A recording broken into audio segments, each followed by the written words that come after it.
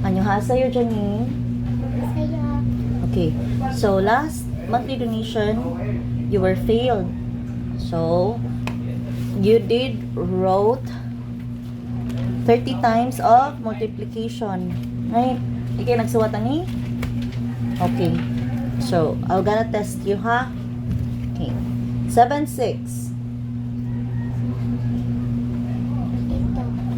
Gusto kayo magtingog. 8, 4. 32. 3, 8. 38. 3, 8. 24. 6, 7.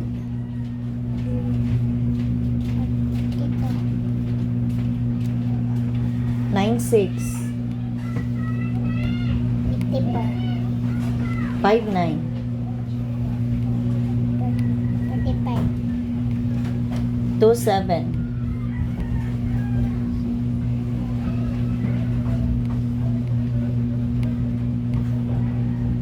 10. 4, 6. 24. 7, 4.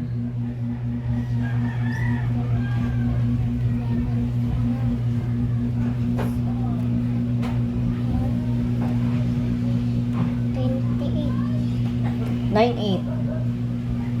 72. 8, 7.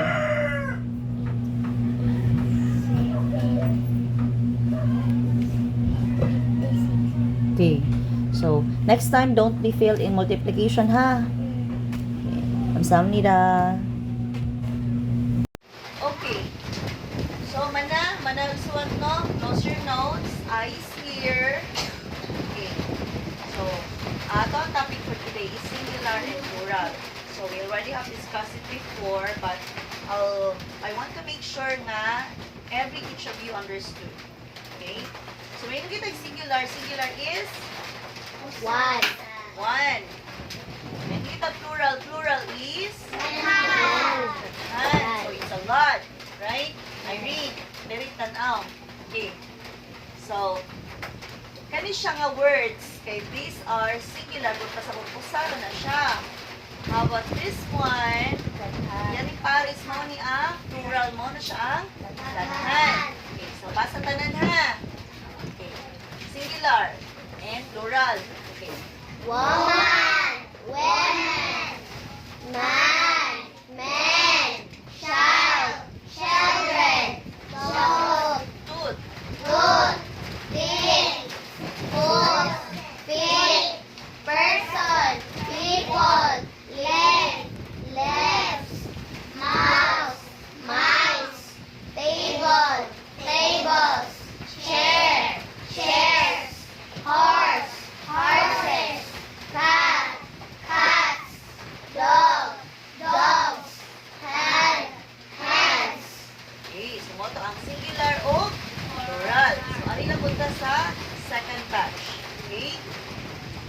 Father, fathers, mother, mothers, sister, sisters, uncle, uncles, singular, plural, bird, birds, boys, boys, ball, balls, cow, cows, toy, toys, legs, legs, shop, shops, car, cars, jar, jars.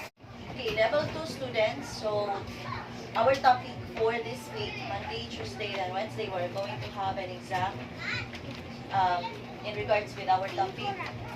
So, our topic is the 9 parts of speech. We already have discussed it before, but we are going to have a refresher. So, what are the 9 parts of speech? Noun, pronoun, verb, adjective, adverb, article, preposition, conjunction, interjection. Okay, interjection. Okay, so who can read me the noun? Ay, Rachel, noun, Rachel. Noun refers to the word or phrases that represent a person, a place, a thing, or activity quality, or idea. So example of which were dog, cat, elephant, spoon, bird, town, Manila. Okay, teacher. Okay. Pronoun, fishing.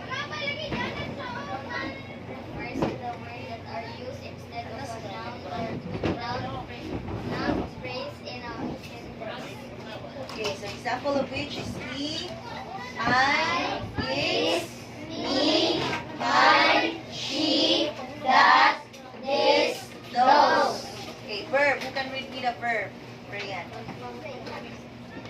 Verb refers to the words or group words that describe an action, experience, or express a state of being. Example is run, see, stand, go, have, get, promise, invite. So those are verb. How about adjective? Yes, Zanaya. Adjective refers to the words that describe a noun or pronoun. So example of which is angry, Brave, careful, healthy, little, old, generous, tall, some, good, big. adverb. Althea. Adverb refers to the word that describes a verb, an adjective, another adverb, or a whole sentence. Example of which? Badly, fully, carefully, hardly, nearly, hungrily, never. Okay. Next article. Raisa. Article refers to the words that are used before a noun to modify the noun. Example of which kay? That, A, and. Preposition. Rishami. refers to the words that are used before a noun, pronoun, or Gerund. gerund to show place, time, direction. Example of which? Above, Except, from, in, near, or. of, before, since. Number 8, conjunction. Kobe. Conjunction refers to the words that connect words, phrase, or Phrases. Basahan ninyo ang bilang S. clauses in a sentence. Example of which? And, or, so, after, since, before, either, Either or either, that's fine. Neither. Number 9. Sige, Desiree. refers to the word or Pila lagi S o basa guys? Words. words from classes that Phrases. phrases that are used to express a strong feeling or emotion.